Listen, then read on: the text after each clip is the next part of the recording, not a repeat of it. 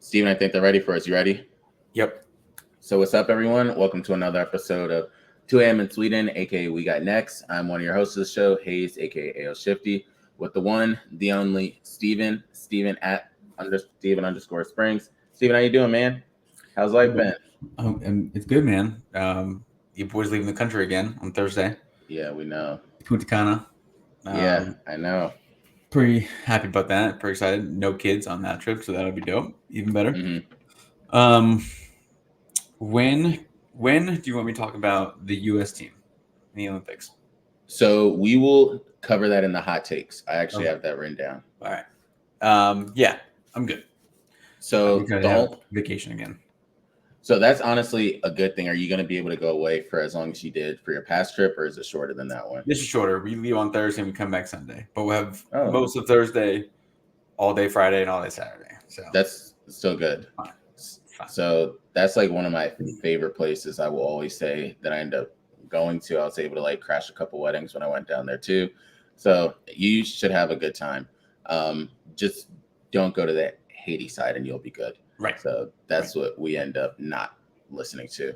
Right. But kind of just diving into things. So I wanted to start off with the hot take aspect of stuff and off the jump. So I've been doing kind of like some analytical understanding and research of everything that's just been going on with the show since we started basically in 2021.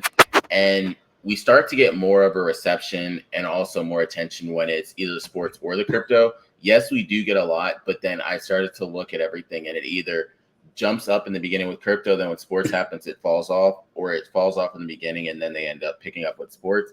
So going forward, you're going to start to see 2 episodes when we end up throwing it out. It's not just going to be one big episode. Also, for anyone out there, you won't have to worry about listening to an hour anymore. It'll be more so cut down to 30, 35 minutes of straight sports talk, especially with college football happening, fantasy football being a big thing, and then the NFL being another thing. Then we have the NBA. We'll end up focusing strictly on that. And then on the other side, the only time it'll tie in is either if we have an interview coming up or if it's something like we'll talk about today of Kevin Durant end up purchasing a minority stake in PSG. For anyone that knows, that's something that's near and dear to myself. But that's kind of the first big thing I wanted to talk about. The other part that I do want to bring up is just what happened with the Olympics. So, Steven, explain to everyone your thoughts and feelings on what happened in the Olympics. And then also, if you can, talk about how impactful it was to have the French men and women both in the championship game too. Us beating France, how important that is? Yeah. Yeah. I mean, I watched the men's team start to finish, like training camp, like been knowing about this, watched the highlights of practices, all the exhibition games, all the Olympic games, whatever, caught them all. Yeah, it's extremely important. And the women, like, there's less competition, so it's not like we're expected to win like we are. The U.S. men's team, yes, there's a ton of talent in the world now, way more than there ever has been, but we're still expected to win. So to like do that, I personally appreciated the games being close. It just makes for like, better drama storylines, like coming back from 17 down against Serbia. France game was a close one for a while until the last couple of minutes. Get to that in a second.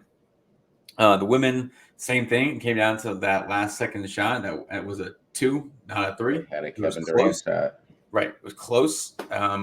So yeah, I mean, I think it's like still important for us to, we said last week that like we have some of the best athletes in the world from the United States. Like we could be any other country and like still have some, but not as many as the U.S. does. There was like the most gold that we've gotten, or the most medals. I think it was, I forget how many we had, like 140 something, 120 something, whatever. Yeah, I think it was 123. But we Yeah, tied China with gold. So it was the most we've had in like decades, like a very, very, very long time. So that's cool to see that we have still dominant athletes year after year. 126. Right. So that's really high. But what I told you that I wanted to talk about was the men's team, the hoops team.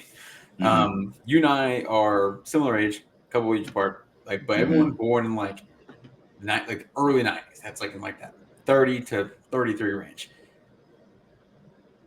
Like I think that, this was our dream team. Like this was like our generation's dream team. Like you had, and like it had to be LeBron, Steph, and KD leading the way. It could have been two of them, LeBron and Durant, or like any combo of the three. But like the fact that it was those three guys, like I think just those three guys are like the face of our generation's like basketball. We caught. I know Kobe is in that conversation because we saw most of his career. He played until 2016. We saw him win championships and everything. But like when like I didn't like gravitate towards Kobe. Like I like Kobe, loved watching him play. Obviously, huge fan. Allen Iverson was the same way. Like loved Iverson. You had the shoes, all that kind of good stuff. Tried to do the crossover, whatever. I'm not saying that like I didn't like love watching those guys or whatever or anything like that. But LeBron, Durant, and Steph are like some of like the first, especially LeBron, because we've known about LeBron basically since birth. Like we knew about LeBron, he's a sophomore in high school. So those guys that we've seen their careers start to finish. Like when Kobe was winning with Shaq, we were what, 8, 9, 10, give or take, right? So like you could still watch it and like it, but you couldn't really like appreciate it as much as you did when like LeBron came into the league. I know it's only a couple years, but like we were 12, 13 when LeBron came into the league. So like we've been able to see him from start to finish, like Dirk, Duncan, Garnett, whatever. We saw like a lot of their prime, obviously, but like there's meaning to like being attached to an athlete like that, like Patrick Mahomes, Aaron Rodgers, but like not so much Brady or Manning, but like the guys that we've been able to see from start to finish their entire career. I know there was Melo and D Wade on the Olympic team, but LeBron, Steph, and Durant are like our Bird, Magic, and Jordan. Like so, this is our dream team, and like we're not going to see those guys on the Olympic team again. Yeah, no way. It'd be awesome because it's home, it's in LA, but like no, it's not happening. So this was like much needed, and it had to be like it wasn't going to be Joel Embiid, Devin Booker, and Anthony Davis carrying the team. It was going to be LeBron, Steph, and Durant. And LeBron never had the big moments like Steph did or like KD did at the end of the Serbia game, but like he carried the team. Like he's the captain. He's the Michael Jordan. And then him and then Bird and then Steph and Durant were like Bird and Magic. Like they're on the tail end. They only have like a handful of years left. So it had to be those guys. And then like what Steph did at the end of the France game, which is fucking just stupid, insane. Stupid, dude. And like it was vintage Steph Curry. And like he's never had his Olympic moment. Like LeBron's had a ton, Durant's have a ton. Obviously, those guys have 3 and 4 gold medals. But like, this was Steph's first go around with these guys in the Olympics. And he made the most of it. If he didn't score 17 in the first quarter against Serbia, we're down by 20. And we probably didn't win that game. And then he had that onslaught of 9 or 12 points in the final 2 minutes against France. Yeah. The icing, like that last one was just crazy. Also, like just like the aura that these guys have made it so much better. And like all the young talent, Anthony Edwards, Devin Booker, all those guys, like it was the perfect mix of the old heads and then the young guys. And then I don't know how much you followed it, but like I saved a ton of them. Never seen so many dope pictures from one sporting event than like the U.S. men's team. So many dope photos, so much aura with this one, nostalgia. Like we're gonna look back on this in 20, 30 years, remembering this Olympic team as like our dream team that like our kids are gonna look back on. Yeah. I was like, dude, I was glued to it the whole time. It was so much fun to watch as a sports fan, as just like a general sports fan, like we are, that appreciate that type of thing. Super dope to watch. And just like the Olympics in general, just like the athletes that that we saw. We talked about last week. We don't need to talk about it again, but it's always fun to watch that though. But like, I was talking to somebody about this yesterday at the pool, but like that was definitely like our dream team type of scenario. So shout out. That's the last time you're gonna see him. At least the 3 of them. And that's why you could definitely tell the people's personalities on the team. Some of them understood, all right, this is for them 3, because clearly Anthony Edwards, as long as he doesn't pull a John Morant, He'll be a part of that. Jason Tatum's going to get his chance as well. Joel Embiid is not going to be there. Don't even worry about that, guys. I promise you. And then like Bam, if he wants to stay healthy and stuff, he'll be a part of that. Mm-hmm. But it's really, they had to put a middle ground for the people saying Tyrese Halliburton won't be there. Promise you, he might have a little chance to be on the bench. Hey, as long as he keeps playing like he is, in 4 years he'll be there for sure. Exactly. So I want to switch gears to the other thing, because we always start off with the hot take, then we go to the quick slants. And so with that, Steven, you did put out a new one recently. Just kind of give, I would say, a couple of seconds to give people something to look forward to with that. Maybe even tell them about who you think is going to be an All-American soon that came out of DeMatha, if you want to, or maybe the position group. So we have, so I'll put up the first quick slants. I recorded another one recently that's going to come out probably tonight or tomorrow after this. Mm-hmm. Just got to figure that out. But basically the first one is just like going over like a good 30,000 foot overview of the season, some of the names to keep an eye on. Did you get a chance to watch that thing on the Big Ten Network, or did you not watch that?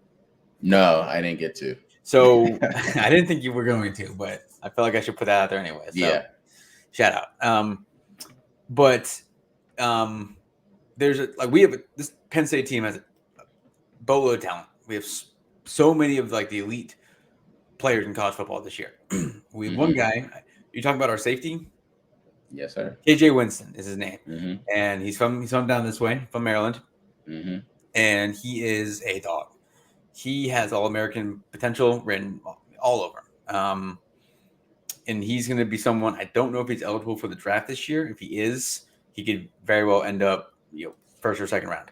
A couple other guys. Abdul Carter is basically Michael Parsons 2.0, but a little bit bigger than Michael Parsons. We have, a handful of guys offensively, Nick Singleton, Katron Allen. We're getting tons of insight from Jay Hill. So shout out to Jay Hill for that. That's always good. Him and I FaceTimed for like a half hour the other night.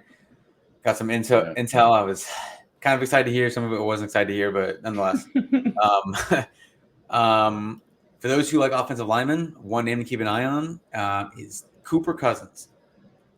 He's a true freshman at Penn State, so he's like 18. Boy, 6'6", 320, and he looks like he's been in the league for a couple years. He's a true freshman, probably going to start. One of those guys, they say he's in the building until like 11 o'clock at night, and like they got to tell him to go home. So I'd love to see that. But you talked about Ohio State. I mentioned them. On paper, there's not a team in the country that can beat them, which really sucks because that's kind of who we have to beat every year. With the playoffs, expanded playoffs, 12 teams, we lose to Ohio State, finish 11-1. We can still get in the playoffs. Big Ten's got 3 teams that can probably make the playoffs: Oregon, Ohio State, and Penn State. Cover that. What? Nothing. And then as we get closer to August 31st, which is Penn State's first game against West Virginia on the road, your boy will be in Morgantown. Very pumped about that. I should survive, but we'll see. Yeah. But just one thing, Winston is eligible for the 2025 draft. Yes. Okay, so he must be a redshirt sophomore then. Yep. He's a junior. Yep. So, first episode cover a lot, just kind of go over the basics. Next episode, I go down, rank the schedule opponent by opponent 1 through 12, and then I rank the position groups that we have. We got some dope players. Tyler Warren is another one, keeping an eye on, our tight end. Probably gonna be the best tight end in the country. So that's dope. Obviously, a quarterback, Drew Raller, that's my guy. And this podcast, the quick sounds I'm putting out next, I give him a lot of shit for this coming season. Like, he's got to step up and be that guy.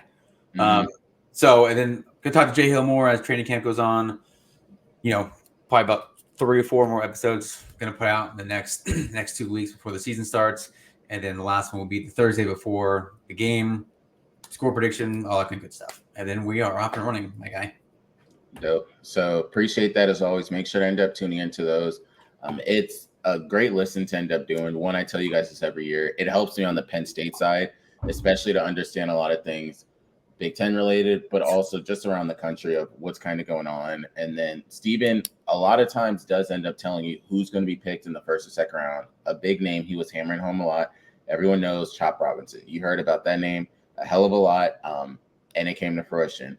If anyone follows the Bears, he talked about one person on the Bears as well. Not going to say all the names because you need to listen to the episodes. Otherwise, I'm just spark notes back in the day for you guys. But that's something you all need to pay attention to.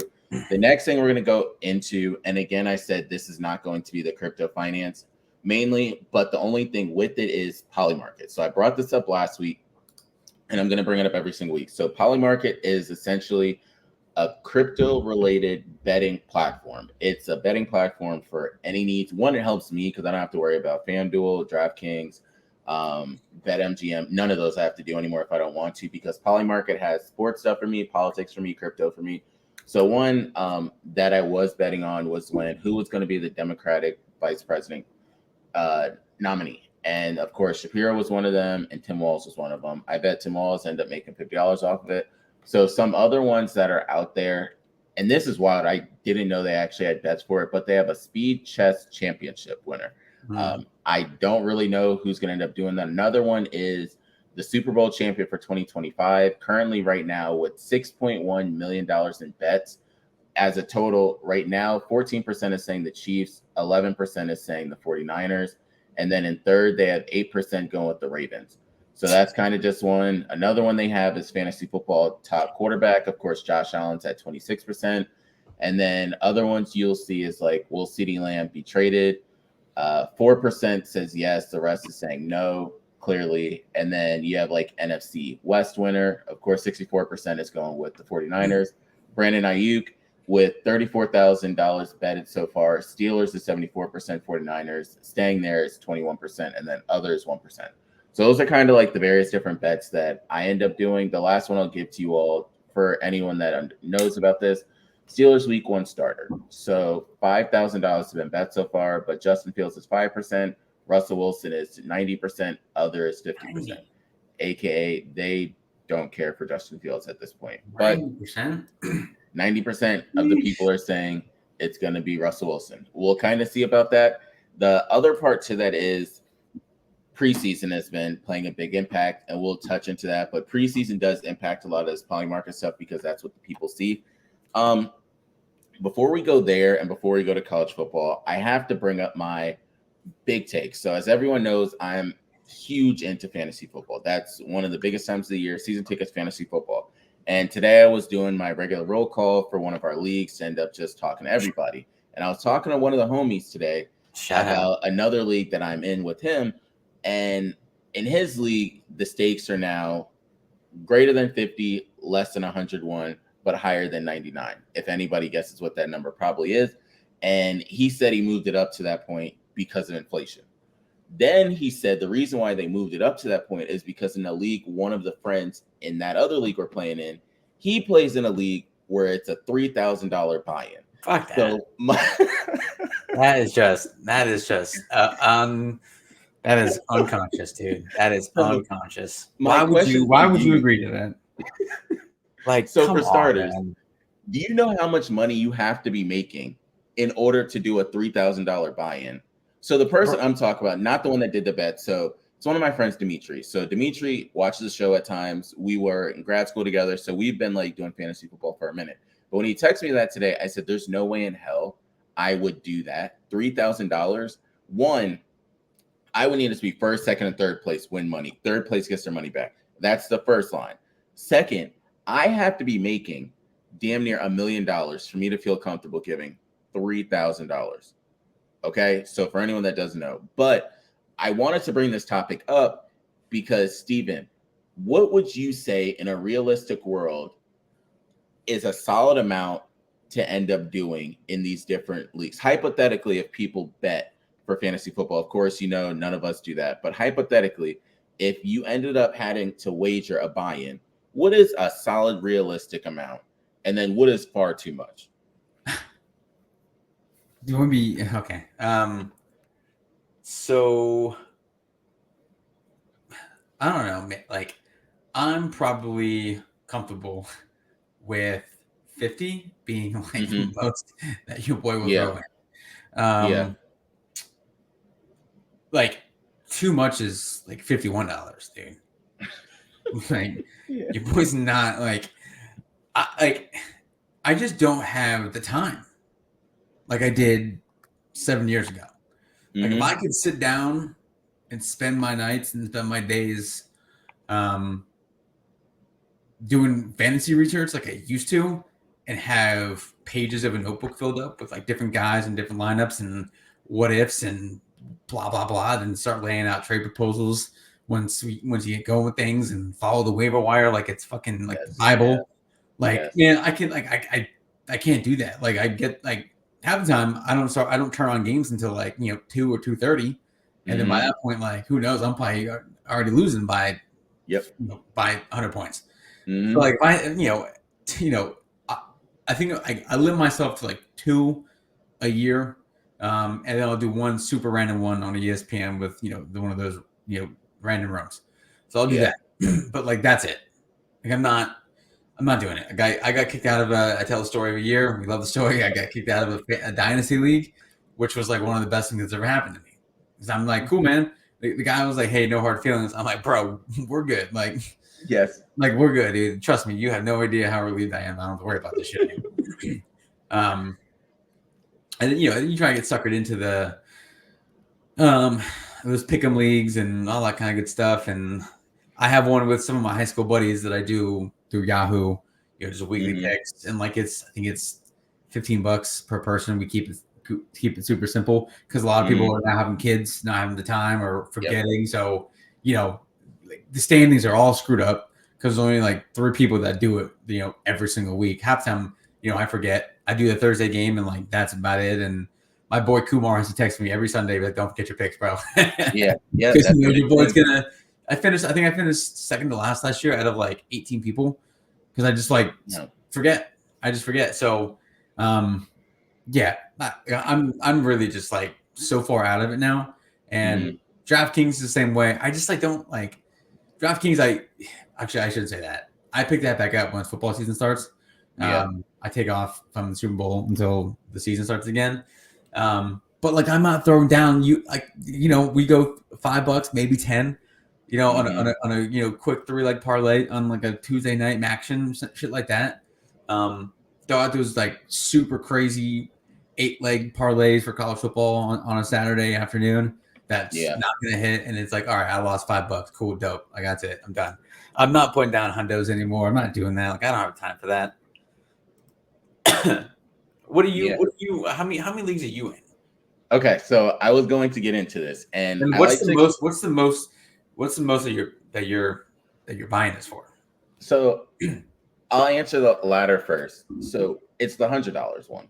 And Okay. I didn't want to do it, but I realized there's a strategy with everything. So on this side of the town with it all, it's $100. First place gets, I don't know, like 700 something. Second place gets they're essentially the money back plus $30. So $130. And then each week they have the weekly winner. So they get $20, whoever has the highest score.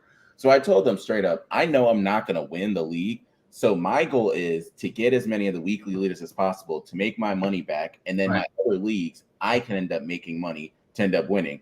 And Sure. no, I don't know why most people didn't think of that. They were like, "Oh, so that's why you get Josh Allen." Yes. Do you think Josh Allen's going to win me the whole thing? Right. He'll win me weeks, Yeah. but I don't know if he's going to win me week 17 and 18 like I need it. And Sure. then plus you needing to win a championship, you can't mess up. I always mess up in the clutch at the end and those things because you can't have that one player that may or may not get injured. I always get the random people. I'm in 6 this year. You do. And yeah. 6? And yeah, so I'm in 6. So it was 5. But then so I have season tickets for the Tampa Bay Buccaneers, and they hit me up saying, like, hey, do you want to be in one of our fantasy football leagues? I was like, for like competitive spirit wise, let me do it. So I know these people are super dedicated. If there's any league you can ever figure out how you are going to do leagues where it's dudes that started in April, and then do ones where a football team is on the line, and then if you win, you'll get like a signed autograph helmet. I could give 2 shits about a helmet from the Buccaneers, but I know the rest of the people in the league are going to be like, oh, I really want that helmet for Becca. So I'm like, bet if I can beat them, just get the helmet and just be like, look, that's fine. Or I can get it and do what I love to do at everything, sell the shit. Right. But so the other ones. Let me say, there's a part of me though. I said all what I just said, but there's a part of me that wishes I did more. Mm-hmm. There's like that 18, 19-year-old that had the money to burn on this type of shit and could throw down like 300-400 bones and like not give a shit about it. There's definitely a part of me that wishes I still did that and like did like the draft parties that like, you know, I know people who go to Austin, Texas every year, go to Arizona every year, do their thing. And actually I get one of the guys I'm going on vacation with, he does it in Vegas every year. I think they moved to actually Scottsdale or Phoenix because everyone's getting too old for Vegas. But it's like they do like 3 days, bro. Yeah. And it's just like you and the boys once a year, 3 days, by the only time you guys see each other. Yeah, I have other means of doing that, like during football season and everything. But it's definitely part of me that wishes I did more of that kind of shit. So this one dude that I work with, he ended up. So it's only like 2 or 3 of us at the office that actually talk about football because where I work, I promise you, football is not the main sport. It's hunting and like finding game in the backyard. That's what they love to do, and like cousins. That's what they love to talk about. But so one of them, he's doing his draft in a suite at Commander's Field. And I'm like, what? Like, that's dope, but y'all are really doing it. And to the point that they're putting a decent amount of money down to end up for the league, but also for the suite. He didn't even want to tell me it out loud. He has to type it on his phone. And the number he showed on his phone was 600. For anyone that doesn't understand, I'm like, there's no way. You are never, I promise you, but also in one of my leagues, the one me and Steven are in, I promise you that whole group, I can never get together even if I tried. Like, it's a miracle if I can even talk to all of them. Like, I texted everyone. Max, though. Yeah, shout out. I texted everyone probably 8 or 8:30 to start. Everyone got back to me before 10:30. Half the group said, I was waiting for your text. And I'm like, that's the most I can ever expect. Then after the draft, we don't have to talk again until next August. and then you know my response every time you text me about it. Every single time. He pulls a Kevin Hart response no matter what. And that's how it goes. But that it's one of those things that people understand. You could be the IT person at work or you could be the janitor. You will have something to talk about when it comes to either fantasy football or football related stuff. And that's what's great. And that's what I kind of appreciate of, all right, I have these new leagues, whereas these people just want to win a helmet. But then I also have the ones of, oh, they're Jimmy High Rollers that want to do 100. But then I have my friends, whereas we essentially, and I tell this to Steven, if you come in last and don't try, I have kicked people out of our league because I have other people that will text me and be like, why the hell is XYZ not trying? And we definitely need to make the playoffs. Like even Steven had a year before he was like, yeah, he always used to get Jimmy Graham. Like that was, and it was like, shit. So that's really how it was. Or if you chose Russell Wilson, you knew how things were going. But we don't have a problem with kicking somebody out because someone's going to tell you. And that's how much people focus on fantasy football because you want to win, not because another person just didn't try. Right. So for anyone out there that doesn't understand fantasy football, just let me know. We'll end up discussing it all so you can talk to John or Sally about it so you don't feel like you're left out on the outside. But the other part I did want to end up bring up is going into college football. So we started with the quick slants.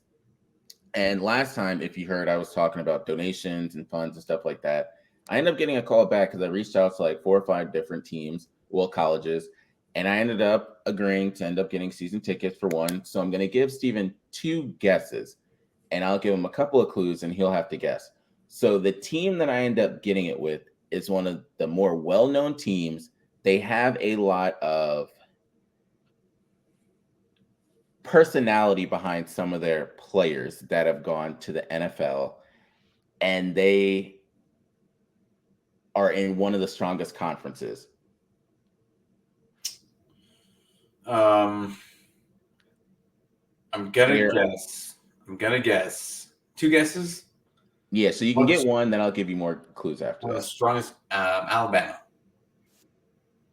No, you're super close. Okay, so this is an animal you can see at the zoo as well, and they have had some very good quarterbacks, and then they've had we don't know who it is quarterbacks.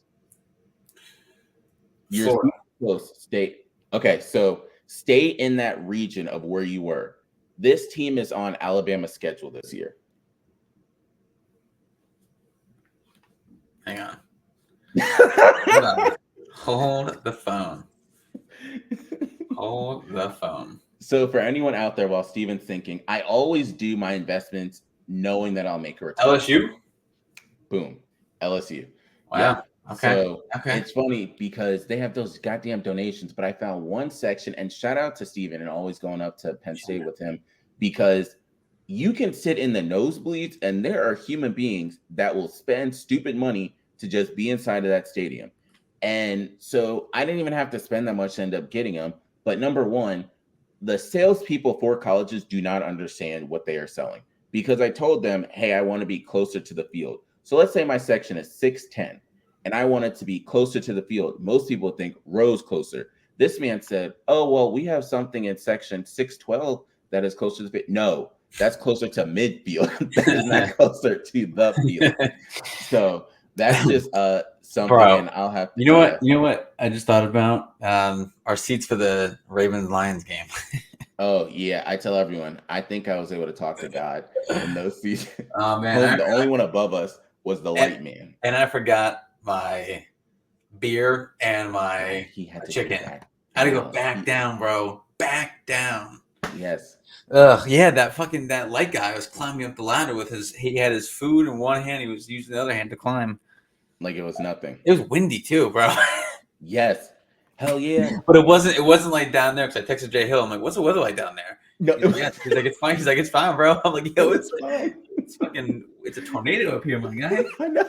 Jeez. So you're with the real fans up there. You can feel the fire when you're up there in the nosebleeds. There really are. They just got tickets so they can get in the stadium and say they were there. Yeah. But kind of going back to the college football side, because I want to close with this before we go into what you got. So with college football, what would you say, who is a team that most people might not know about, not named Penn State, that you think should be on people's radar? I would say,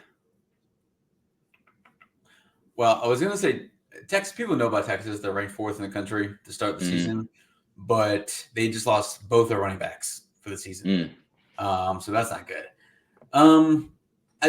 As much as I hate them, I would say Michigan. Okay. Like, I hate Michigan, defending champs, cheaters, all that. But they lost a ton. They lost their head coach, lost starting quarterback. They lost one of the starting running backs.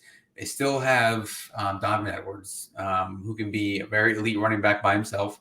They have quarterback. His name is Alex Orji. He's a dual threat guy. They have a really good defense. They're losing, they lost some coaches and whatnot. But people, they're ranked 9th. They're behind Penn State. They're the defending national champs, but they lost a ton. I wouldn't be surprised if they win 10 or 11 games, kind of out of nowhere. Clemson, Cade Klubnik, he's in the same spot as Juraller is. There's a phrase called hinge players, and what that means is there's a player on a team or a position group or whatever where the season hinges on that person taking the next step. Cade Klubnik is one of those guys. Juraller is one of those guys. The quarterback at Ohio State's whole season depends on Will Howard at quarterback. Same with like Juraller at Penn State, because those teams can win national titles. I don't think Michigan can win a national title with the quarterback that they have, but Ohio State and Penn State can. So if I had to pick a team, I would say Michigan, but like watch out for those teams with like, maybe not so great quarterbacks like Penn State, Ohio State, Florida State. They're going to have DJ Uiagalelei from Clemson. Kansas, they're losing an offensive coordinator to come to Penn State. Shout out to Andy Kotelnicki. But Kansas Jayhawks football has not been like, well known. But they have some dudes. Miami, the U's trying to make a comeback. That's about it. Like, there's always a team in the top 10. The top 10 right now, by the way, is Georgia, Ohio State, Oregon, Texas, Bama at 5, Ole Miss, Notre Dame, Penn State, Michigan, and Florida State. 20 of the last 22 seasons, at least one team has finished unranked, starting the top 10, finished unranked. Penn State's done it, actually. So shout out to Penn State for that one. But so it's always, always a team that's going to drop out. A lot of people are picking Florida State. Some people are picking Michigan. I think Michigan's too good. I think Florida State's overrated. So, there's always great storylines. The Pac-12 teams going over to the Big Ten, how they're going to fare with like that style of football, the cold weather, the travel, all that kind of good shit. So, But to answer your question, if I had to pick a team to keep an eye on, Michigan, I would say. Okay, that's perfect. So we'll kind of circle all this back and now go into what you got for everyone. Just hitting the tarmac again, get on the plane, jet life to the next life. Going to Punta Cana. So your boy's going to Punta Cana this week, and then 2 weeks after this, I go to Morgantown for the Penn State West Virginia game. Go to State College a couple weeks after that. Take the kids up to a game. Boys, we're going to Madison. Madison. That's going to be fucking dope, dude. Yeah. That's going to be a great trip. That's going to be the best trip that we've been on. Win or lose, bowl games road trips are so much better than home games. But yeah, very excited to go out of the country again and not have my kids. Love my kids to death. Everybody knows that, but I need a little quiet time before school starts, all that kind of good stuff.